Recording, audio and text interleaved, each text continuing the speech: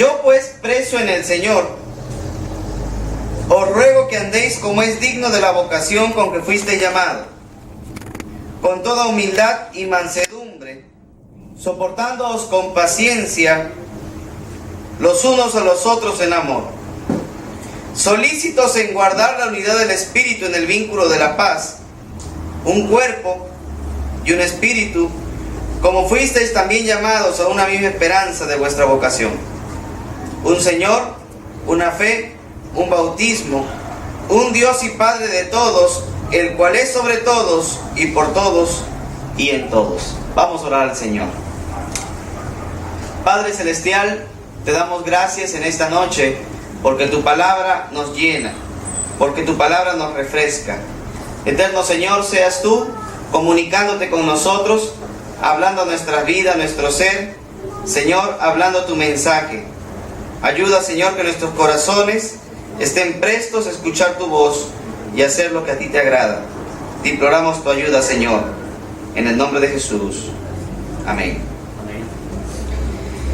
Hermanos, en el primer siglo de la iglesia cristiana, había una iglesia bautista que glorificaba a Dios, y me refiero a la iglesia bautista en Éfeso. Porque era bautista, ¿no? Solo que no llevaba el rótulo bautista, pero eran bautistas, ¿ok? Era la iglesia bautista de Éfeso, y era una iglesia que glorificaba a Dios. Hermanos, en aquel centro mercantil, que era Éfeso, un lugar próspero, habían algunos cristianos que disfrutaban de una posición muy acomodada, y que inclusive tenían esclavos. Mientras que habían otros creyentes que vivían en esclavitud, y seguramente eran muy pobres. Además de eso, habían algunos hermanos que eran judíos, que habían escuchado el Evangelio a través del apóstol Pablo cuando estaba en la sinagoga y predicó, dice la Biblia, durante 3 meses allí en Éfeso.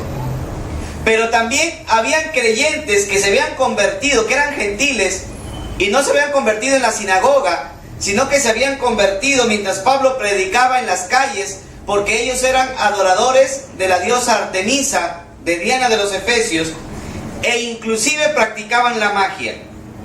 Hermanos, era evidente que el cristianismo había juntado a personas de distintos orígenes, había juntado a personas de diversos orígenes, como hoy día también lo hace. El cristianismo reúne en la iglesia a personas de distintos orígenes, ¿verdad? De distintas culturas, de distintas crianzas, de distintas maneras de ver el mundo según como ellos se han criado. El propio apóstol Pablo reconoció que la iglesia de Éfeso, a pesar de ser una iglesia de personas de distintos orígenes, culturas, etnias, era una iglesia que mantenía la unidad. Y mantenía esa unidad que glorificaba a Dios. En Efesios capítulo 3, versículo 21, el apóstol Pablo dice: a Él sea la gloria en la iglesia en Cristo Jesús por todas las edades. Quiere decir que la asombrosa unidad que había en la iglesia de Éfeso glorificaba a Dios, porque hermanos, la unidad de la iglesia glorifica a Dios. Pero esa maravillosa unidad que los cristianos en Éfeso estaban experimentando comenzó a correr peligro. Dice la Biblia que Pablo en Hechos capítulo 20 versículo 30 les había advertido a los hermanos en Éfeso que tengan cuidado de algunos hombres que se iban a levantar predicando cosas perversas y arrastrando detrás de ellos algunos creyentes. Además, en la misma epístola de Pablo a los Efesios, en el capítulo 4, versículo 31, el apóstol Pablo dice que habían algunos hermanos que tenían un espíritu de división. Habían algunos hermanos que tenían un espíritu de contienda. Y el apóstol Pablo les dice: quítense de vosotros toda amargura, ira, enojo, gritería, maledicencia y toda malicia. Hermanos, Pablo les estaba suplicando a los hermanos en Éfeso que sean prontos, como dice 4:3, solícitos, prestos en guardar la unidad del Espíritu en el vínculo de la paz. Hermanos, algo que nos va a permitir entender ¿Por qué se requiere de tanto esfuerzo en poder mantener la unidad? ¿Usted cree que es fácil mantener la unidad en la iglesia o es difícil? ¿Usted qué opina? ¿Fácil o difícil? Difícil mantener la unidad en la iglesia, ¿verdad? ¿Por qué es difícil mantener la unidad en la iglesia? ¿Y por qué el apóstol Pablo nos habla con tanto ahínco, con tanta perseverancia a mantener la unidad? ¿Por qué dice que hay que mantener el esfuerzo de ser unidos? Porque, hermanos, así como en la tierra no hay dos personas completamente iguales, yo estoy seguro que en el cielo tampoco hay dos ángeles que sean completamente iguales, ¿verdad? Los ángeles no son iguales todos, como en los hombres, en la tierra, no todos son iguales. Pero a pesar de que hay diferencias en el carácter de los ángeles, todos los ángeles sirven a Dios en plena armonía. ¿Sí o no? A pesar de que los ángeles tienen distinto carácter, al momento de servir a Dios, sirven a Dios en unidad y en armonía. ¿Por qué? Número uno, porque escuchan la palabra de Dios. Y número dos, porque hacen la voluntad de Dios. Hermanos, cuando en una iglesia, si todas las personas tuvieran la mira de escuchar la palabra de Dios y de hacer la voluntad de Dios, la unidad de la iglesia sería fácil. Pero como en una iglesia no todos están prestos a escuchar la palabra de Dios, ¿sí o no? Y no todos están dispuestos a poner en práctica la voluntad de Dios, es difícil, requiere de esfuerzo, de perseverancia, de ahínco, mantener la unidad. ¿Amén o no? Eso es verdad, hermano. Porque hay hermanos que cuando uno predica, algunos dicen, eso va para mí. El pastor se ha ensañado conmigo. El hermano que está predicando lo lanza para mí. Hermanos, ¿usted cree que un pastor tiene tiempo de estar haciendo una prédica para usted? Sea sincero. No, hermano. El pastor tendría que ser muy carnal para sentarse en su escritorio y decir, a ver, ¿a quién le voy a chantar la prédica hoy día? A ver. Que hermano, la semana pasada fue para la hermana, ahora para este hermano que no me cae, a este. Hermanos, un pastor no tiene tiempo de estar haciendo prédicas para los hermanos. ¿Me entienden o no? Además, ¿para qué vamos a lanzar indirectas si podemos ser bien directos? ¿Sí o no? Entonces, hermanos, uno no puede venir a la iglesia y decir, ¿por qué el pastor se le ha ensañado conmigo a lanzar desde el púlpito una prédica? Hermanos, eso no es así. A veces yo predico a los hermanos y les comienzo a hablar y les digo algunas situaciones y cosas muy fuertes. Algunos hermanos yo veo, porque algunos no tienen ni siquiera la vergüenza de molestarse, ¿no? Porque ponen la cara así como en plena prédica. Yo digo, por lo menos uno se va al baño y ahí reniega, pero no se siente y reniega en pleno culto. Y uno dice, uy, ahora el hermano creerá que se la lanzo a él, se la lanzo a ella, pero no, hermano, uno predica la palabra del Señor. Por último le digo a los hermanos, si para usted no es, ¿para qué se molesta? Y si para usted es, arrepiéntase pues. ¿Sí o no? Amén. Hermanos, la palabra de Dios muchas veces puede ofendernos si estamos en pecado. Amén. ¿Sí o no? O sea, la condición para que la palabra de Dios te ofende es porque estás en pecado. Amén. Si no estás en ese pecado, ¿por qué te ofendes?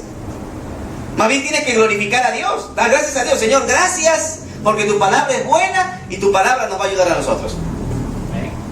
Entonces, ¿qué sucede? En una iglesia necesitamos esfuerzo para mantener la unidad, porque no todos quieren escuchar la palabra de Dios y no todos quieren hacer la voluntad de Dios. De la misma manera, hermanos, los seres humanos, ¿somos o no somos imperfectos? Somos imperfectos. Y como somos imperfectos, es fácil que entre nosotros surjan problemas cuando trabajamos juntos, porque somos imperfectos. ¿Qué sucede, por ejemplo, cuando un hermano que tiene buen carácter, pero es impuntual, o sea, es bien carismático, pero es impuntual, tiene que trabajar con un hermano que es puntual, pero tiene mal carácter? ¿Qué va a pasar si los dos trabajan juntos? Es probable que cada uno se concentre en los defectos del otro y se olvide de los suyos propios. ¿Sí o no? Trabajan los dos juntos. Este hermano tiene buen carácter, pero es muy impuntual. Este es impuntual. Y el otro dice, este bien puntual, pero mira el carácter que tiene, parece el demonio. ¿Se da cuenta o no? Entonces se comienzan a concentrar en los defectos del otro y se olvidan de los mismos defectos que cada persona tiene. Entonces, hermano, ¿qué deben hacer ambos para trabajar en armonía? ¿Qué tendrían que hacer ambos para poder trabajar correctamente? Cultivar lo que el apóstol Pablo nos recomendó en el capítulo 4, verso 1. Mira lo que dice ahí. Capítulo 4, verso 1. Yo pues preso en el Señor, les ruego. Es un ruego, hermano, porque no es fácil. Es un ruego. Les ruego en el Señor que andéis como es digno de la vocación con que fuisteis llamado. Versículo 2. Con toda humildad, mansedumbre, soportándonos con paciencia los unos a los otros en amor, solícitos, prestos, prontos, decididos a guardar la unidad del Espíritu en el vínculo de la paz. Hermanos, necesitamos de humildad, mansedumbre y soportarnos con paciencia. Si no tenemos humildad de reconocer nuestros propios pecados, si no tenemos mansedumbre de aceptar la palabra de Dios, si no tenemos paciencia para soportarnos, la unidad va a ser difícil. Así que, hermanos, es necesario que aprendamos a servir a Dios, pero que aprendamos a servir a Dios con nuestros hermanos a pesar de nuestras imperfecciones. ¿Amén? Aprender a servir a Dios con nuestros hermanos a pesar de nuestras imperfecciones. Hay mucha gente que dice, no, a la iglesia yo no voy porque todos son hipócritas. Yo les digo, no hay problema, venga, porque hay lugar para uno más. ¿Sí o no? Hay un lugar para uno más, no hay problema, venga, nomás hay sitio. Hermano, es que algunos creen que la iglesia es un refrigerador de santos. No, hermano, somos pecadores también, ¿o no somos pecadores? Sí. Somos santos porque Dios nos ha hecho santos, pero estamos luchando y batallando con nuestra carne y con nuestro pecado, ¿sí o no? Me fui a la conferencia de fuego de evangelismo, hermano, allá en la ciudad de Trujillo, predicando el pastor Ezequiel Salazar la primera noche. Tremendo, hermano. Éramos como 50, 60 pastores esa noche. ¿Y sabe de qué predicó? Del pecado, del pecado, directamente del pecado. Y, hermano, le daba duro al pecado, a la hipocresía, al engaño, a la mentira. Y dice, bueno, esto es para mí, porque yo creo que muchos acá no tienen ese pecado, ¿no? Y, hermano, cuando terminó la prédica, los primeros que estaban en el púlpito llorando eran los pastores, hermano. En Trujillo, de rodillas, hermano, llorando al Señor. ¿Por qué, hermano? Por nuestro corazón. Porque creemos que ya llegamos a una madurez, a una estatura en donde no vemos pecado, porque si peco, no soy espiritual. Hermano, usted puede ser muy espiritual y seguir pecando. Porque somos imperfectos. Porque estamos luchando y batallando todos los días con nuestro pecado, ¿sí o no, hermano? Sí. El problema es cuando nos creemos súper espirituales y miramos a los demás por debajo. Ellos son pecadores, yo no. Ahí está otro pecado, el pecado del orgullo y de la superioridad. Entonces, hermanos, hay que entender que tenemos que trabajar juntos en armonía, soportando nuestras imperfecciones, porque somos pecadores. Somos pecadores y hay que aprender a perdonarnos. Hermanos, el único lugar donde vamos a encontrar cristianos verdaderos es en la iglesia. ¿Entienden? Es en la iglesia. Por eso usted dice, no, yo no voy a la iglesia porque ahí todos son cristianos falsos. No, hay cristianos verdaderos también, como hay cristianos falsos y cristianos verdaderos. Pero si tú te vas de la iglesia, ¿tú crees que en el mundo vas a encontrar cristianos verdaderos? No los vas a encontrar. El único lugar de encontrarlos es encontrarlos acá. Por eso Dios quiere que aprendamos nosotros a aceptar su palabra, a ser humildes. Hermanos, no podemos recibir la bendición de Dios a menos que formemos parte del pueblo de Dios. Ojo, no podemos recibir la bendición de Dios a menos que formemos parte del pueblo de Dios. Por eso, aunque haya algún hermano que no nos agrade mucho, aunque haya alguna hermana que no te agrade mucho y que tú digas, lo paso pero no lo mastico pero no lo paso, Aunque hay un hermano o hermana que esté en esa situación, ¿a dónde más podemos ir? Si la Biblia dice que solamente en Cristo hay palabra de vida eterna. O sea, no hay otro lugar fuera de la iglesia en donde Dios habla nuestras vidas. Por eso es necesario esforzarnos para mantener la unidad en la iglesia de Dios. ¿Amén? Pero para esforzarnos requiere de compromiso. Si usted y yo no nos comprometemos en guardar la unidad, entonces va a ser difícil. Pastor, ¿cómo me comprometo? Ya, está bien, yo entiendo que es importante el compromiso de mantener la unidad. Pero yo me quiero comprometer esta noche a mantener la unidad de la iglesia. ¿Qué tengo que hacer? ¿Qué debo hacer para mantener la unidad en la iglesia local? Número 1, respete a los líderes. Amén. ¿Se acabó el amén, hermano? ¿Amén o no amén? Amén. Sí. Para que haya unidad en la iglesia, lo primero que tenemos que hacer es respetar a los líderes. Porque si no hay respeto a los líderes, si no hay respeto al pastor, si no hay respeto a los diáconos, si no hay respeto a los líderes, no hay unidad, hermano. ¿Amén? No hay unidad. Mira lo que dice Efesios capítulo 4. El capítulo 4 de Efesios habla de la unidad. Pero mira el versículo 11. Dice allá el versículo 11. Y él mismo constituyó a unos ¿qué? Apóstoles. Ya no hay apóstoles por si acaso. Los que hay ahorita son apéstoles. A otros profetas. Tampoco hay profetas. ¿Ya? A otros evangelistas. Si hay evangelistas. A otros pastores y maestros. Verso 12.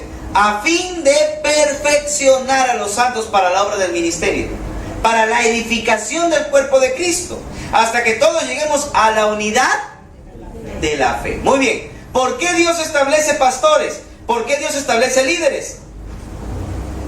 Para que todos lleguemos a la unidad, hermano.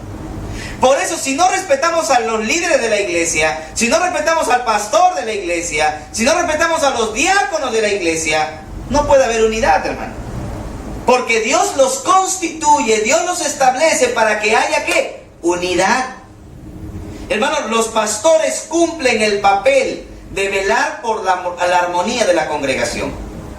Por ejemplo, ¿qué puede hacer un pastor si comienza a observar que dos hermanos siempre paran peleándose entre ellos?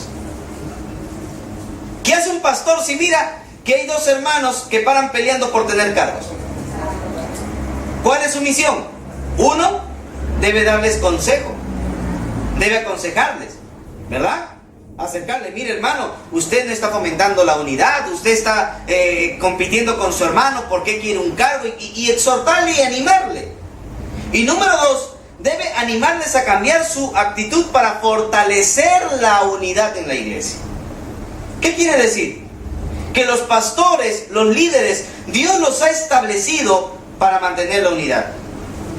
Los pastores también cumplen el papel de maestros, porque ellos van a fortalecer nuestra fe con la enseñanza de la palabra de Dios. Cuando predicamos la Biblia, cuando predicamos la palabra de Dios, promovemos la unidad y ayudamos a los hermanos a que alcancen la madurez. Hermano, lo único que hace que un creyente madure es la palabra de Dios. Amén. Por eso cuando una persona se para al frente a predicar, ¿qué tiene que predicar? La palabra de Dios. ¿Qué tiene que hablar? La palabra de Dios. ¿Qué tiene que enseñar? La palabra de Dios. Si de un púlpito no se predica la palabra de Dios, se habla de Condorito, se habla de Beto a saber, se habla de las noticias, y no se habla la palabra de Dios, ¿cómo queremos que los creyentes maduren? ¿Entienden o no? Tenemos que hablar la palabra de Dios. Por eso, hermano, tenemos que entender que Dios pone líderes, Dios establece pastores para mantener la unidad. Por eso, hermanos, por eso tenemos que evitar, ojo, es importante, tenemos que evitar que nuestros pastores se quejen de nosotros. ¿Amén? Uy, se acabó el amén, pastor. ¿Amén o no amén? Amén. Tenemos que evitar que nuestros pastores se quejen de nosotros. Mire lo que dice Hebreos capítulo 13, versículo 17. Hebreos 13, 17. Dice, obedeced a vuestros pastores y sujetaos a ellos. ¿Por qué? O sea, ¿cuál es la razón? Si alguien dice, ay, ¿por qué tengo que obedecer a mi pastor? Ay, ¿por qué tengo que obedecer a mi pastor? ¿Por qué tengo que sujetarme a mi pastor? Porque ahí lo dice. Porque ellos velan por vuestras almas. Un pastor no te va a decir algo porque te tenga cólera, hermano. ¿O sí? No. Un pastor nunca va a hacer algo porque te tenga cólera. Si un pastor, un líder, un hermano ve en ti un pecado, te lo va a decir no porque te tenga cólera. El problema es que lo ves como ofensa. Si con algo te tienes que ofender es contigo mismo por estar pecando. ¿Me entienden, no? Amén. Pero dice que velan por vuestras almas, hermano. No es fácil ser pastor. ¿Usted cree que es fácil ser pastor? Si fuera fácil ser pastor, estaríamos llenos de pastores. Vaya a ver los seminarios. Faltan jóvenes que estudien en el seminario. ¿Por qué? Porque hay mucha gente que dice, bueno, una carrera profesional, gano más que pastor, mejor me meto. Y se van por allá. Y ya no tienen la visión de servicio en ministerio. ¿Verdad? Y número 2, no es fácil ser pastor para asumir una responsabilidad así. ¿Se da cuenta o no? Entonces, ¿qué pasa? El pastor tiene que velar por vuestras almas. Yo le digo, soy pastor, hermano. Y hay hermanos en la congregación que algunos son difíciles de poder sobrellevar, ¿o no? Sí. De repente algún hermano por ahí como que no ve la situación porque no es líder, no es pastor. Y dice, no, pero el hermano buena gente, el hermano buena gente, etc. Pero no es fácil ser pastor, hermano. Porque uno como pastor ya ve la situación desde arriba. ¿Sí o no? Ya conoce a los hermanos. Ya sabe cómo están. Y tiene que velar por sus almas. A veces da ganas, le digo a mi esposa, me da ganas de mandarlo al infierno ese hermano. Ganas de mandar al infierno ese hermano. Pero no se puede porque el Señor ya le salvó. ¿Me toca qué? Pastorearlo. Amén. ¿Amén o no? Amén. Me toca pastorear. Entonces, hermano, por eso dice, ¿por qué tenemos que hacerle una vida fácil a los pastores? ¿Por qué tenemos que hacer una vida fácil? Porque ellos van a dar cuenta de nosotros. ¿Cuándo? ¿Cuándo van a dar cuenta de nosotros? En el día del juicio. Cuando todos los creyentes no vayamos al cielo, hermano, porque nos vamos a ir al cielo, ¿amén? Amén. Y estemos delante del Señor, el Señor Jesucristo hace muy bien. A ver, Abraham Salazar, pase al frente. ¿Y voy a pasar yo? Muy bien. Tú has sido miembro de la iglesia, acá, acá y acá. Pasen sus pastores. Uy, ahora, pues, hermano. ¿Sí o no? Y va a salir mi pastor. Va a salir mi pastor.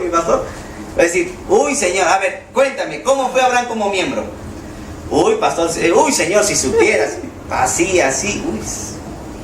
Qué vergüenza, hermano. ¿Sí o no? Dice que van a dar cuenta por nuestras almas.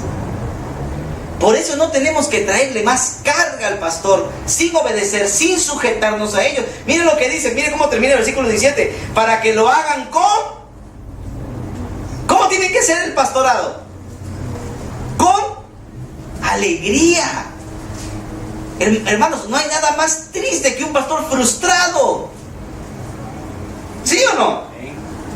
¿Saben que en Estados Unidos los trabajos, cualquier tipo de trabajo, tiene un seguro de muerte de una proporción particular? No sé cuánto es el promedio de seguro de vida de cualquier trabajo, pero solo del pastorado es mucho mayor, porque hay más riesgo de muerte.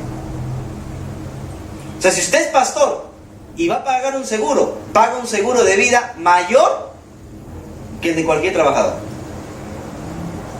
¿Sabía usted eso, hermano? ¿Por qué? Porque hay mayor riesgo de muerte. ¿Sabía eso o no? Ahora ya lo sabe. ¿Qué significa? Por eso, mire, la Biblia, que es la palabra de Dios, hermano. Esto no fue escrito por Abraham Salazar, ¿sí o no? Ya no, el pastor ha venido acá. No, nada, lean. Yo no estoy inventándolo, hermano. Ahí está la palabra de Dios. Por eso lo digo, si no es para usted, goces, hermano. Dígale amén, amén. ¿Sí o no? Amén. Si fomentamos la unidad, si fomentamos la unidad de la iglesia, gloria a Dios. Si somos de alegría nuestro pastor, gloria a Dios, hermano. Amén. ¿Amén o no? Amén. Por eso dice, para que lo hagan con alegría. Qué gozo, hermano, un pastor que esté feliz, que esté alegre, que no esté estresado, frustrado, sin saber qué hacer, desesperado. No, hermano. El pastor tiene que estar feliz. Amén. El pastor tiene que estar alegre. Tiene que quitarse la carga, porque dice, y no quejándose. Hay pastores que les apodan la llorona. ¡Ay! ¡Ay! Para así, hermano, llorando nomás. Quejándose del hermano. Quejándose del hermano. Por eso es, y no quejándose, porque esto no es ¿qué? No es provechoso. Hermanos, hay creyentes en la iglesia. Hay creyentes en la iglesia cuya meta principal es criticar al pastor. Hay creyentes que vienen solamente para criticar al pastor. Hay creyentes que solamente vienen para hacer oposición al pastor, para hacer oposición a los líderes, para hacer oposición a los diáconos, para fomentar división. Y este pasaje nos dice algunas cosas interesantes. Número uno, que los pastores van a dar cuenta de nuestras almas. ¿Sí o no? Ahora, yo le pregunto, ¿qué dirá su pastor cuando vaya delante de la presencia de Dios? Cuando diga, a ver, Jonathan, pasa al frente, Jonathan. A ver, que pasen sus pastores. Chumpitaz, Abraham Salazar, Jorge Huanca. A ver, muy bien. A ver, pastor Chumpitaz, pastor Abraham, pastor Jorge. A ver, ¿qué dicen de Jonathan? Y muchos pastores van a estar, ahora pe. Ahora pe. Vamos a ver. Quiero ver qué vas a decir. A mí me toca. ¿Sí? ¿Sí o no? Ahora me toca a mí, ¿no? Hermano, es importante, mire. Los pastores van a dar cuenta de nosotros. Ahora, algo interesante, y esa es la segunda parte, que tenemos que hacer nosotros, lo dice el versículo 17, que nuestros pastores se regocijen de nosotros, se alegren del pastorado y no se estén quejando. Yo quiero que note algo. Mire lo que dice 1 Corintios 9:15. Pero, hermano, cuando yo lo leí, yo preparaba este sermón, yo lo leí, me dolió en el corazón este versículo. Me dolió y de verdad le digo, hermano, me dolió este versículo. Y mire lo que Pablo le dice a los corintios. Mire lo que Pablo le dice a los corintios. 1 Corintios 9:15. Pero yo de nada de esto me he aprovechado, ni tampoco he escrito esto para que se haga así conmigo, porque prefiero morir antes que nadie desvanezca esta mi gloria. ¿De qué está hablando Pablo en 1 Corintios 9? Del sustento al pastor. ¿Y sabe lo que Pablo le dice a los corintios? Prefiero morirme antes de pedirles un solo a ustedes. ¿No se estremece, hermano? Claro, ¿por qué será? Porque los corintios decían, ay, Pablo para pidiendo, ay, que Pablo se hace el pobrecito, ay, que Pablo así, ay, que Pablo así, ay, que... Y criticaban a Pablo cuando era justo o no era justo que lo sustenten. Era justo. Y Pablo dice, ¿saben qué? Prefiero morirme antes que pedirle un solo a ustedes. No sé si les duele, hermano.